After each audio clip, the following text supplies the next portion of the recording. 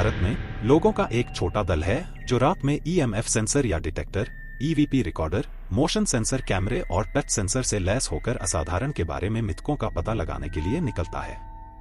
हाँ, आप उन्हें देसी घोस्ट हंटर्स कह सकते हैं। ऐसी ही एक टीम है the parapsychology and investigations research society pairs, जो असाधारण जांचकर्ताओं और शोधकर्ताओं, परामनोवैज्ञानिकों, दानव विज्ञानियों, आध्यात्मिक उपचारकों और परामर्शदाताओं का समूह है। उनके काम करने के तरीके में उपकरणों से लैस होकर सक्रिय स्थानों पर जाना शामिल है ताकि रिकॉर्ड करने की कोशिश की जा सके और बाद में इन असामान्य ऊर्जाओं का विश्लेषण किया जा सके। दानव विज्ञानी सरबजीत मोहंती कहते हैं, किसी स्थान पर जाने से पहले हम इसकी एक हालिया तस्वीर प्राप्त करने का प्रयास करते हैं स्थान ताकि मानसिक माध्यम यह बता सकें कि स्थानों पर क्या अपेक्षा की जानी चाहिए या क्या पाया जाना चाहिए, जो जांचकर्ताओं के लिए एक रोडमैप प्रदान करता है। मोहंती ने मानसिक विकासकर्ता पूजा विजय के साथ PAIR की स्थापना की।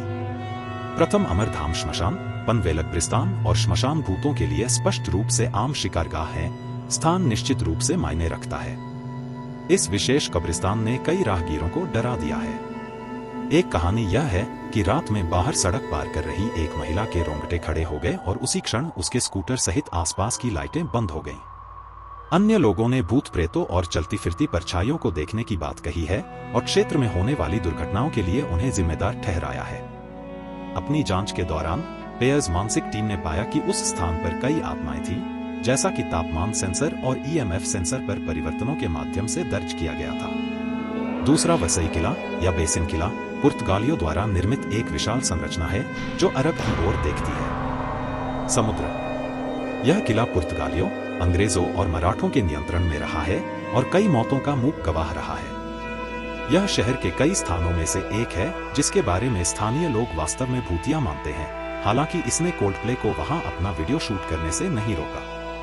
पूर्व पत्रकार और पैरानॉर्मल रिसर्च संगठन टीम पेंटाकल के संस्थापक अध्यक्ष शिशिर कुमार और उनकी टीम ने वसई किले में जांच की।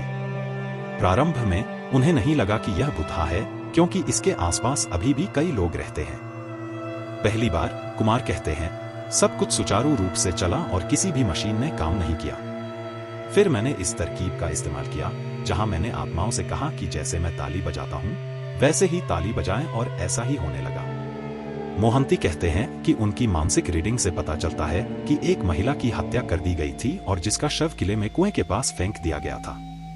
गांव की किंवदंती कहती है कि एक महिला ने, जिसे डायन समझ लिया गया था, उसी कुएं में आत्महत्या कर ली, लेकिन उसका शव कभी नहीं मिला। तीसरी मुकेश मिल्स का निर्माण 1870 के दशक में ईस्ट इंडिया कंपनी द्वारा किया गया था और 1892 में एक हड़ताल के बाद इसे बंद कर दिया गया था। इसके तुरंत बाद आग लग गई, जिससे हजारों लोग मारे गए। संभवतः इसी काले इतिहास के कारण इसे प्रेतवादित माना जाने लगा। मिल एक लोकप्रिय शूटिंग स्थान है और ऐसी कई कहानियां हैं कि कैसे कोई भी, यहां तक कि फिल्म क्रू भी, अंधेरा होने के बाद वहां नहीं जाता। दरअसल अभिनेत्री बिपाशा बसु ने दावा किया है कि वह किसी अजीब शक्ति के कारण एक कमरे में अपने संवाद बोलने में असमर्थ थी। पेयर्स की जांच और मानसिक अध्ययन से पता चलता है कि इस स्थान पर इसके अंधेरे और दर्दनाक इतिहास से कुछ बुरी और नकारात्मक आत्माएं हैं। मोहंती कहते हैं, इस तरह की मानसिक रीडिंग हमारे लिए एक चेतावनी है कि हमें वहां नहीं जाना चाहिए, खासकर यदि आप शुरुआती हैं।